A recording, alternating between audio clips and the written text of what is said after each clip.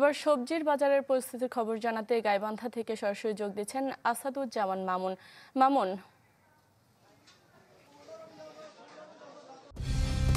Colour expert, George sap এবং mild on hands technology সমৃদ্ধ Orix crystal wash আপনার laundry expert. হ্যাঁ, আমি এই মুহূর্তে দাঁড়িয়ে আছি গাইবান্ধা শহরের যে পুরাতন বাজার, যে সবজির পাইকারি বাজার, এই পাইকারি বাজারে রয়েছে। এখানে কিন্তু আমদানি যেটা রয়েছে সেই আমদানি প্রচুর থাকার কারণে সবজির বাজার কিন্তু আপনার হচ্ছে এই বাজারগুলোতে আপনার হচ্ছে দাম কিন্তু কমতে শুরু করেছে।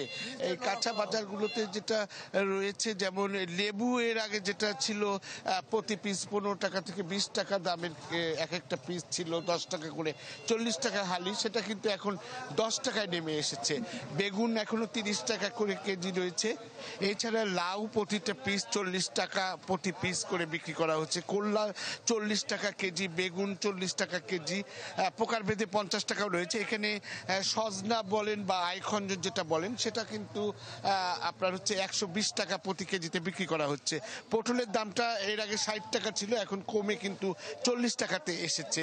এটা যেটা আপনার হচ্ছে, এছাড়া যে পাইকারি তরাই রয়েছে, কাঁচা মরিচ, পেঁয়াজ রয়েছে, সেগুলো কিন্তু আপনার হচ্ছে এই দাম কিন্তু কমতি। এখানে আমি যেটা জানতে পেরেছি সেটা হলো বাজারে কিন্তু আপনার প্রচুর আমদানি রয়েছে। বিভিন্ন এই গাইবান্ধা জেলার যে বিভিন্ন হাট বাজার রয়েছে, সেখানে যারা খুচরা বিক্রেতা রয়েছে তারা কিন্তু এই পাইকারি বাজার থেকে কিন্তু নিয়ে যায়। এছাড়া মিষ্টি কুমড়া বলেন, ঢেঁড়স বলেন, তরাই বলেন, এছাড়া পেঁয়াজ, আদা, রসুন যেটা আছে সেগুলো কিন্তু দাম কিন্তু কমতি। এখন পেঁয়াজ 50 টাকা, আর আলুটা যেটা এর আগে যেটা 70 থেকে 90 টাকা বিক্রি করা হতো, সেই বিক্রি করার ক্ষেত্রে কিন্তু এখন কিন্তু প্রকার ভেদে আলুটা কিন্তু আপনার 20 টাকা দরে কিন্তু কেজিতে বিক্রি করা হচ্ছে। তো এই যে কাঁচা বাজার কিন্তু এখন কিন্তু মানুষের স্বস্তির নাগালের মধ্যে রয়েছে। তারা, আমি কয়েকজনের সাথে কথা বলে যেটা জানতে পেরেছি, তারা বলছে কিন্তু কাঁচা বাজারটা ক্রয় ক্ষমতার মধ্যেই রয়েছে। এই ছিল এখনকার মতো গাইবান্ধা সবজি বাজারের শেষ খবর।